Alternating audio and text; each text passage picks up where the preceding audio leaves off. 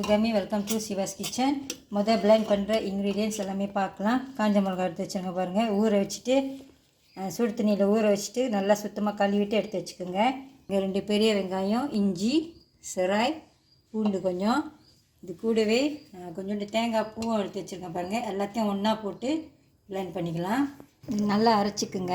தேங்காய் பூ போட்டிருக்கோம், நான் நல்லா நைஸாக தான் அரைச்சிருக்கேன். சாம்பாருக்கு எப்பயுமே எண்ணெய் கொஞ்சம் கூட ஊற்றினீங்கன்னா நல்லாயிருக்கும். நான் கொஞ்சம் கூட தான் ஊற்றிருக்கேன்.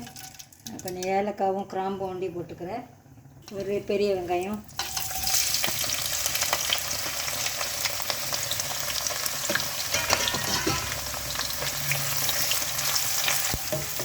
வதங்கட்டும்.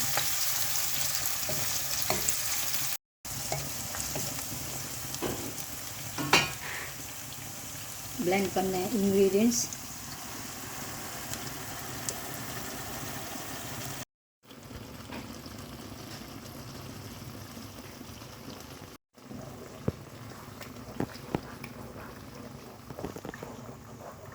நல்லா வதக்கிக்குங்க.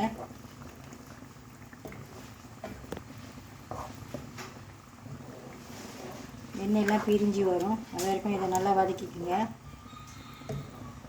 ஃப்ளேம் கூட வச்சுக்கோங்க. இந்த சம்பாலில் நான் தேங்காய் பூ கொஞ்சம் சேர்த்துருக்கேன், அதனால் அது கலர் கொஞ்சம் குறைவாக இருக்குது பாருங்கள். நான் கொஞ்சோண்டு காஷ்மீரி சில்லி பவுடர் சேர்த்துக்க போகிறேன், ஆப்ஷனல் தான்.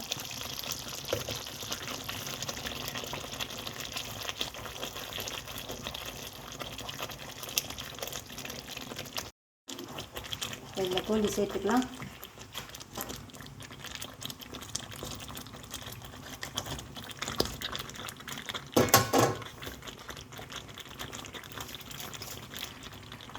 உப்பு,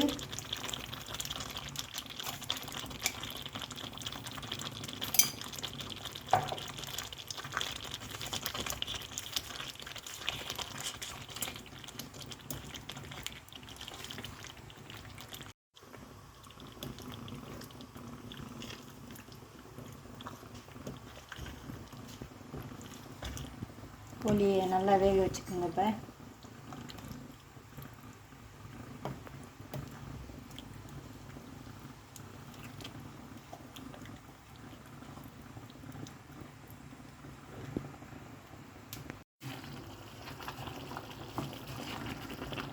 இதில் கிண்டி கிண்டி விடுங்க.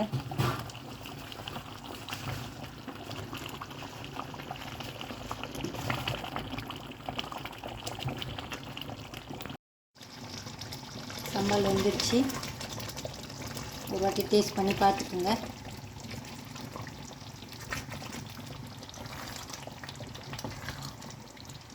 அடுப்பு ஆஃப் பண்ணிடலாம்.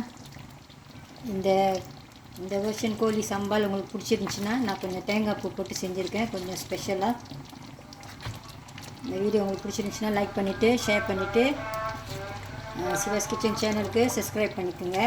இதில் நம்ம தேங்காய் பூ சேர்த்துருக்கிறதுனால இது ரொம்ப ரிச்சாக இருக்கும், நல்லா திக்காக கொஞ்சம் க்ரீமியாக நல்லா ரிச்சாக இருக்கும் அந்த சம்பால்.